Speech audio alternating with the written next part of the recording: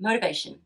It sure is fickle. Some days you have so much that you can check off the to-do list before lunch, and other days you don't want to get out of bed. So how do you get and keep that motivation so you can reach your goals? You're going to have to trick yourself into wanting to accomplish those tasks that will reach your goals. Now, fortunately, it's not as hard as you might think. People have been studying tricks and hacks to optimize productivity for the last century almost. Productivity is pretty much a science these days. Now, some of this is going to require a mindset shift because you need to realize that not working towards your goals, procrastination, is a choice as well. Sometimes the pain of just staying in the same spot and staying stagnant is actually worse than actually taking the first steps towards your goals. That's why it's really important to pay attention to how you feel at the start of the task and at the end. Because I'm willing to bet that at the end of the task, once you've completed something, you're going to feel so much better than before you started, than the pain of not doing anything. But that's great. Let's move on to some practical steps. Now, motivation is created with action. You rarely are going to just wake up and want to do things. So taking some kind of action is what creates the motivation. You probably know that getting started is usually the hardest part, but once you start, once you get that initial momentum, it's so much easier to keep going. So most of your focus should be on making sure that those first steps are as easy and simple as possible to get started. So what does that look like? Let's say you want the motivation to work out. The first step might be putting on your exercise clothes. And once you're in those clothes, you're slightly more motivated to actually do the workout. So all you should be focused on in the beginning is simply putting on your clothes. The first step. Maybe your goal is saving money. How do you make that as easy as possible? Maybe you set up some sort of automation from your bank into a savings account every time you get paid. Perhaps your goal is to keep the kitchen clean and tidy. So what's the first step for you to make that easier? Perhaps it's leaving the cleaning supplies somewhere that's easy to grab and just start cleaning. So by focusing on the easiest first steps, you're most likely to continue going and finishing the task. Now, this makes it even easier if you break it down into small steps along the way. Now, sometimes we procrastinate because the task just seems too big in our heads, but if we break it down into smaller steps and only focus on the next step that you have to do, it makes it much more likely that you'll follow through. You can write for 5 minutes, maybe that will extend to 10 minutes, then 20 minutes,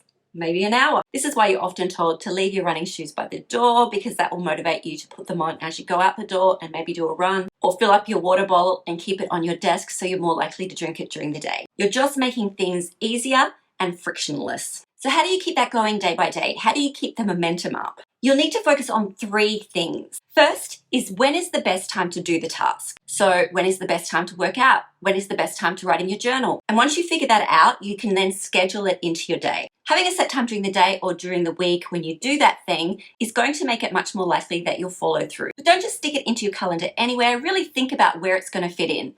Like for me, for example, I just don't like exercising in the morning, and as many morning routines that I see where they say first thing in the morning get up and go for a walk or do an exercise routine, it just doesn't fit into my lifestyle. I prefer to do that in the afternoon, so that's when I schedule it. So you need to play around and see where it fits best in your schedule, because it might not be the same as somebody else's. The second thing, creating some sort of ritual at the start is going to help increase that motivation. Now, we already talked about making the starting steps as easy as possible, but if you can create some sort of ritual at the start that's easily repeatable that you do each time, it's going to make that motivation so much easier.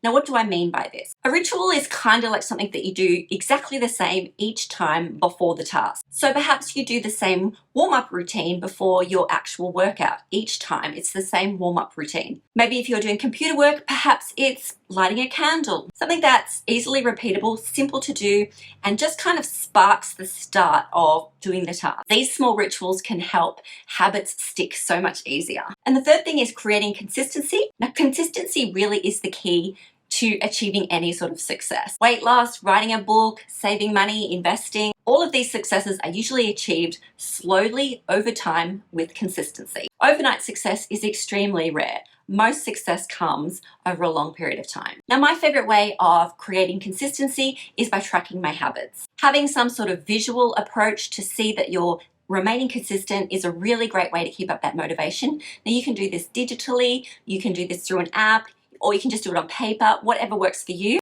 So I particularly like the don't break the chain method. This was popularized by the comedian Jerry Seinfeld. I'm not sure if he originally came up with it, but he definitely was the one that made it popular.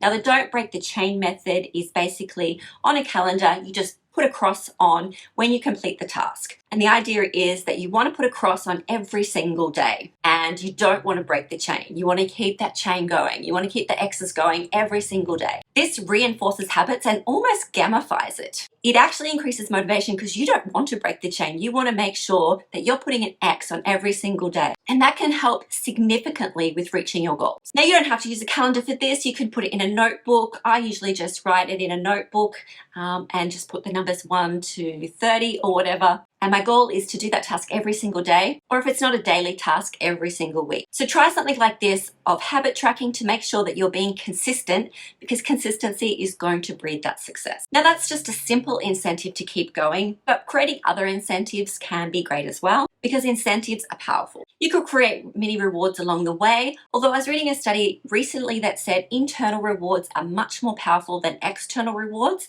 That is, positive self-talk, giving yourself a little fist pump each time you complete something is far more likely for you to stick to it than, say, buying yourself something at the end of the week. Feeling proud of yourself and giving yourself that validation, because that's going to help you increase your motivation and make you want to continue and reach your successes. So always congratulate and encourage yourself along the way, because you'll be surprised how far that can go. Be your own coach. Good luck with your goals, and I'll see you in the next video.